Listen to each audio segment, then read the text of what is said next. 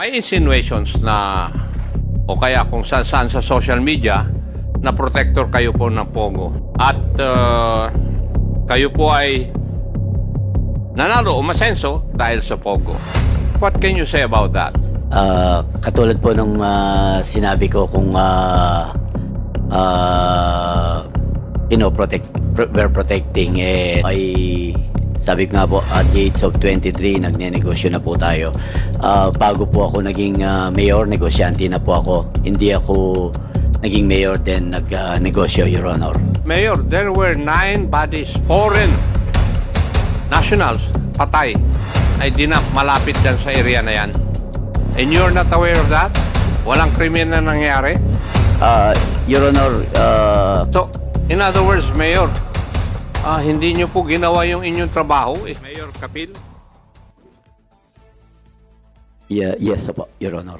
Pasensya ka na, Mayor. Narinig ko kanina yung hinaing mo kung bakit ikaw lang ang nandito at napapahirapan. I'm sorry. Thank you po. Tanungin mo yung chairman namin bakit ikaw lang ang inibita. Wala po akong pakialam doon. Kaya, kayo lang po nandito, kaya pagtsatsagaan ko na pong tatanungin ko kayo. Mayor Kapil, may insinuations na o kaya kung saan sa social media na protector kayo po ng Pogo. At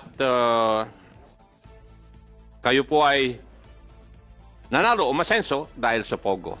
What can you say about that? Katulad po nung sinabi ko kung we're protecting sana na-issue na ho natin sila ng permit nung January 2024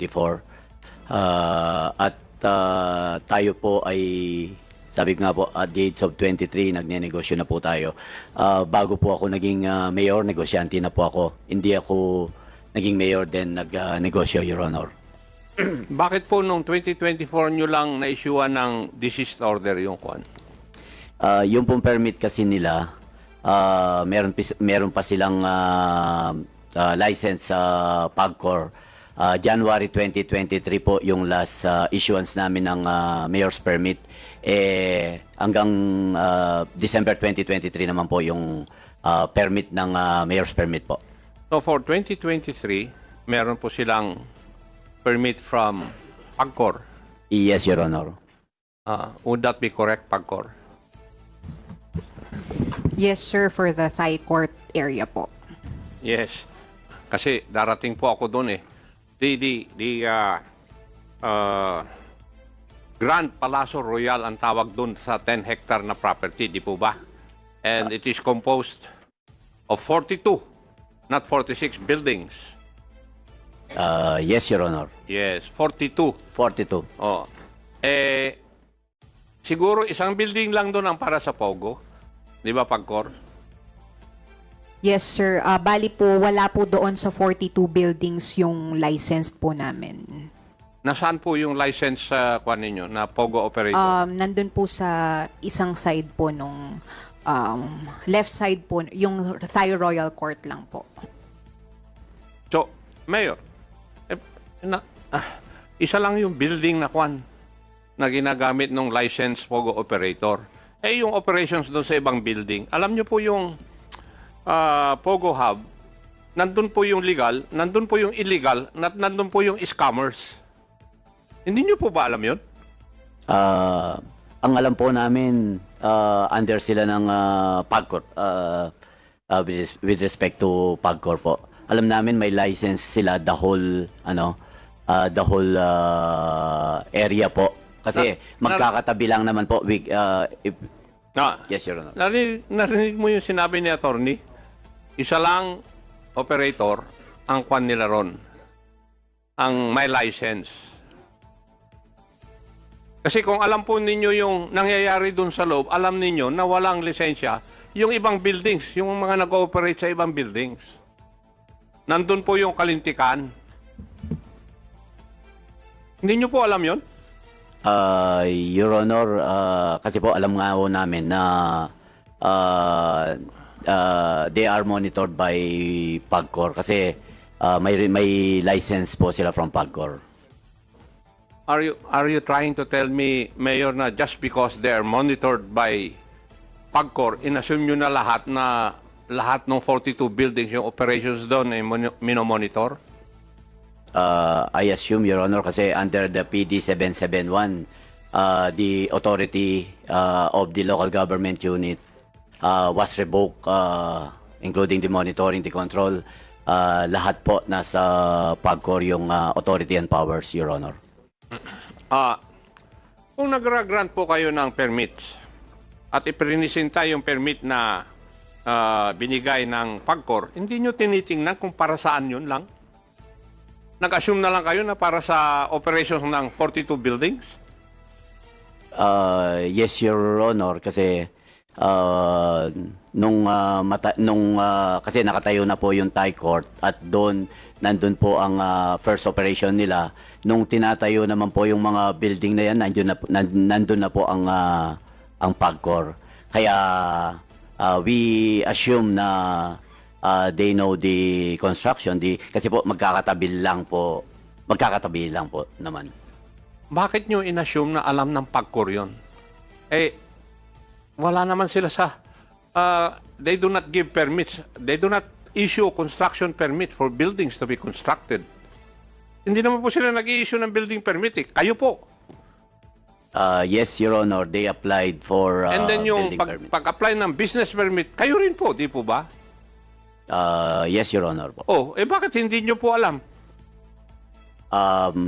Actually, meron din po sigurong coordination lapse between the PAGCOR, the other agencies of the government, and the LGU.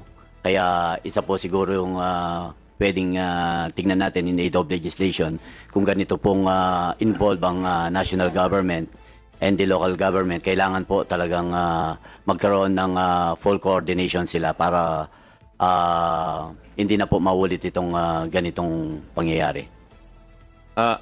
Alam mo ito, Mayor, would it be true also that you were supposed to have an extension office doon sa Royal Garden Estate, which is a 150-hectare property? Wala po kaming extension office doon sa area, Your Honor. But in an investigation, you stated that the abandoned structure was donated by the landowner. Yun po sana ang plano na i-donate sa LGU yung building na abandoned. Hanggat nung dumating yung raid, hindi na po nagawa. The building is sira-sira, dilapidated, walang tubig, walang kuryente, walang yung mga tiles, walang pinto. Kaya talaga pong hindi po nagawa yung plano na magkaroon ng extension office doon. Kasi ang plano po talaga magkaroon ng extension office not for the Pogo but for the whole area, kasi marami pong mga business establishment doon. Sabi ko nga po, ang entry exit niya is Angeles, para hindi na po sila mapalayo. Kung merong extension office doon na sila mag-deal ng sa mga permit po nila, pero hindi po nagawa yung ating sanang gustong mangyari na magkaroon ng extension office doon, dahil walang extension office, Your Honor. No, walang extension office. Yes, Your Honor. Pero maybe if we will visit there, I will show you the extension office para po makita nyo na talagang hindi po siya talaga magiging opisina dahil hindi po siya nagawa. That's the plan po, Your Honor. Original plan. Yeah. Pero was the donation consummated? Hindi na rin po dahil hindi po pumayag yung siblings, yung mga anak po. Sana yun po ang plano, kaso pinagbawalan po kami ng mga anak. 5 kilometers from that place, may ni-raid din ng mga buildings. A 2-hectare restricted compound. Are you aware of this? Not really, Your Honor. Ni-raid ito PAO, kayo po ba nag-raid dito? I think if you are referring, Mr. Chair, Doon sa po Pila, mayroong indoor firing range, ano po ang nag-raid dyan? Yung local po, sir. yung local. Yes, yes, sir. Yes. According to reports, Mayor, you did not issue any permit to all of these things.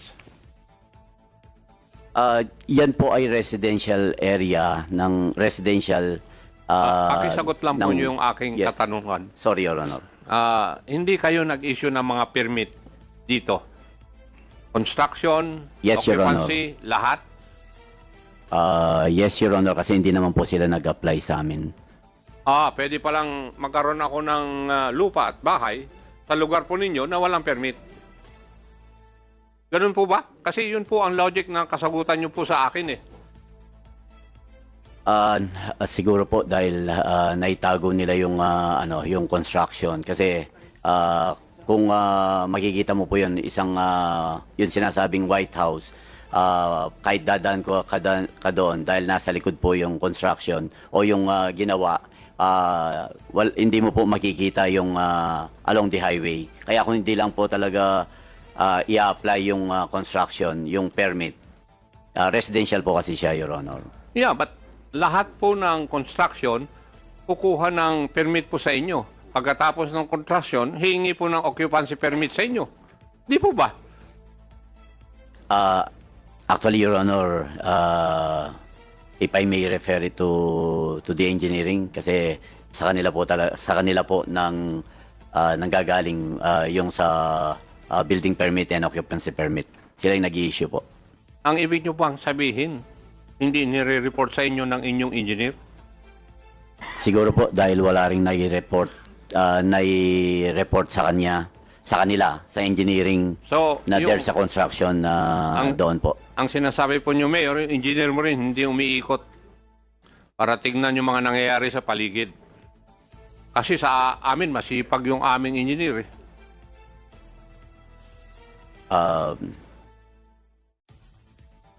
Hindi naman po siguro.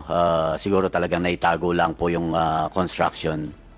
When did you come to know about the existence of these structures? Nung pong magka-raid na nagkaroon ng memo si Governor na to check on the baka merong mga pogo po sa area namin. Agad kaming gumawa ng nag-conduct ng joint inspection team.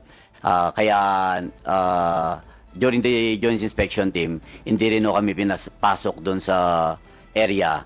Kaya sumulat po kami sa aming PNP, PORAC, para sila na po ang mag-conduct ng search. Then they elevated to the provincial. Kaya ang provincial po ang nag-apply for search warrant po doon sa area, Your Honor. In coordination with our Chief of Police. Nag-conduct kayo ng inspection, hindi kayo pinapasok because of, ang sabi ng mga tao, wala po kayong search warrant, di po ba? Yes, Your Honor. Bali, Yes. tinawagan po nila yung abogado nila. Sabi nila kung may search warrant sila. Kung may search warrant kami, papapasukin kami. Pero Now, kung wala, yes. What did you do after that? Wala na? We wrote to our local police. Then doon sa letter po namin, siya yung ginamit nila para makapag ano na po ng search warrant, Your Honor. Yung municipal engineer nyo nandyan, Yes, Your Honor. ano ba ang dapat ano yung protocol na susundin nyo pag nalaman nyo na yung isang property, wala lahat permit? Right, pagka-determine po namin na meron ni construction doon, Your Honor, nag-issue po kami ng notice of violation. Did you issue a notice of violation? Yes po, Your Honor. And signed by whom? Ako po, Your Honor. Ikaw ang may kapangyarihan na mag-issue ng violation? As per po dun sa building code po, yung building official po ang mag-i-issue po ng notice of violation. Sinagot po ba yung inyong kwan? Hindi po, Your Honor. And what would be your next course of action? Yung pong as per po dun sa building code, yung series of notices po, yun po yung ginawa namin, Your Honor. Nasa anong stage na po kayo? Ito po, yung nakapag-issue na po kami nung last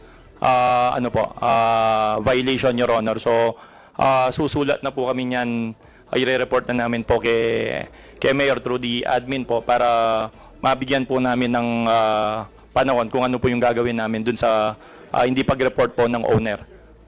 Mayor, pagbigay sa iyo ng report na yun, ano po ang course of action ninyo? We'll refer it to our legal team po para kung ano po ang na maybe we can impose penalties po for not complying on the building permit and occupancy permit. Thank you, Mayor. Kanina, natanong po kayo na isang tanong na hindi nyo nakukuha ito, nakokontrol dahil nandyan na po sila bago kayo naging mayor. Actually, hindi naman po yung nandyan na sila. Yung sinasabi po namin, yung Thai court existing na po kung saan yung first building po na ginamit nila for the operation of the Pogo. Hindi lang po siya na apply ng building permit and occupancy prior nung pag-upo ko po nung nagawa na po nung hindi pa ako nakaupo. Yung first building. Yung first building, Your Honor. Yes. That was in 2019. That was in 2019 po. And there are 42 buildings. Ang ibig nyo pong sabihin, yung 41 buildings, hindi nyo po alam na tinayo? Alam po namin kasi in-apply po nila ng meron po kompleto po lahat ng building permit, occupancy permit, and kung kailangan nyo po, we can provide you the permit na secure nila at nabigyan namin ng permit. Your Kasi, Mayor, misleading yung sagot nyo kanina na when you came, nandun na mga yon. So in other words, in 2019, isang building lang, all the other buildings were constructed nung ikaw na ang mayor. Yes, Your Honor. Pasensya na po siguro nung na ano ni Kong Dan. Ang sinasabi ko po yung building, yung first building nagawa na po kahit hindi pa po ako nakaupo. According to the reports also, in 2023, nag-conduct kayo ng inspection din. Di po ba? 2023, yes, Your Honor. That's August 25. August 25, 2023. Yes, August 25, 2023. With the local police, Your Honor. Yes. Pero hindi rin po nyo na-inspect lahat yung lugar kasi nasa guardhouse lang kayo. Hindi po, meron po kaming pinapasok naman po ang aming local police doon. Meron po kaming pictures na nakapasok po sila. Your Honor. Hindi po kayo kasama noon? Our inspection team, hindi po ako nakasama, Your Honor. Kasi ang report sa akin hanggang guardhouse lang sila. That was nung 2024 po. May 3, 2024. May 3, 2024. 2024 po, Your Honor. Dalawang inspection yung ginawa ninyo Isang August 25, 2023 at saka May 3, 2024. Opo, Your Honor. Nung una, pinapasok kayo. Bakit kaya nung May 2024, hindi na kayo pinapasok? Siguro po kung baka yun yung ano ng may-ari sa yun yung Kayo po ang mayor doon directive po. Hindi nyo kayang pasukin? Nagkataon po hindi kami pinapasok, Your Honor. Ano po? Hindi kami pinapasok nga po, Your Honor. At that point in time, May 2024, wala na silang lisensya from PAGCOR. Hindi na rin nyo ni-renew. Hindi po ba? And yet, you're not able to inspect it. Actually, nalaman lang po namin yung wala na silang permit nung after the June 4 raid, So, in other words, Mayor, hindi nyo po ginawa yung inyong trabaho eh. Nakapag-operate sila without you being able to inspect kung anong nangyayari. Pumapayag po kayo ng ganon? Your Honor, dahil wala naman pong report sa amin na merong criminal acts dun sa area. Even the reports of the PNP, wala. Mayor, there were 9 bodies, foreign nationals, patay, na idinap malapit dyan sa area na yan. And you're not aware of that? Walang krimen na nangyari? Your Honor, medyo malayo po yung area kung saan po dinamp yung dito. Dito po sa Manuali and Hacienda area. Pero upon the investigation of the PNP, galing po sila ng Manila. Dito lang po, sa amin lang po nadala, Your Honor. And we can provide you with the investigation of the PNP doon po. Yeah, please provide this committee the IR Yes, Your Honor. of that Opo. incident. Yes, Your Honor. Thank you. Thank you po. Mr. Chair, marami pong salamat. Thank you so much. The chair would like to acknowledge the presence of Congressman Janet Garin, and she told me that she wanted to interpolate for another 30 minutes. Unfortunately, lucky for all of us, I said no. Okay. Chairman, just Congressman Barbers, please. Chairman, there was already a pronouncement made by the President as to the banning of all POGOs, di ba, yesterday. And it is now time that we put to task PAGCOR to start the ball rolling, ika nga. Now, question, do we still need them in our next hearing? The what? The PAGCOR? The PAGCOR? Do we still need Chairman Altenco to come and join us in our hearing? And, Well, I think we need to ask him to be present in the next hearing on Wednesday. Precisely, other members who wanted to have some queries kasi, as Mr. well. Chairman, he has to get the ball rolling, ika nga. And there's a lot of things that he has to do, you know. But I think he's a smart guy.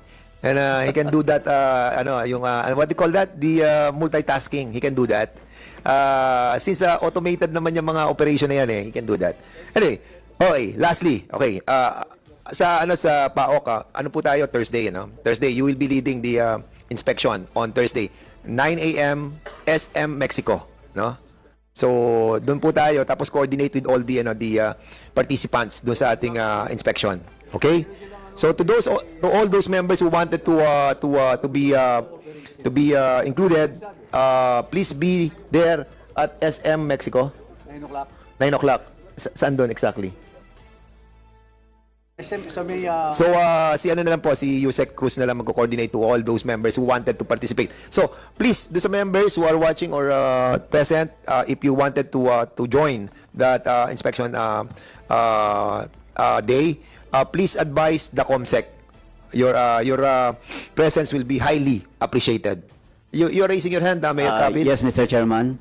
Doon po sa pagpunta nyo sa Porac para po maalalayan ko kayo yung sinasabi po namin na entry-exit sa Angeles para lang po mas makita at ma-explain po namin. Mas maganda po siguro if you will allow na nandun po ako, Your Honor. Okay. So we'll be coordinating with you through PAOK, Yes. ano? Para po dun sa, kasi unahin natin yung sa Mexico ba yan? Kasi pag ganun Mexico, then sa inyo, and then probably Bamban kung...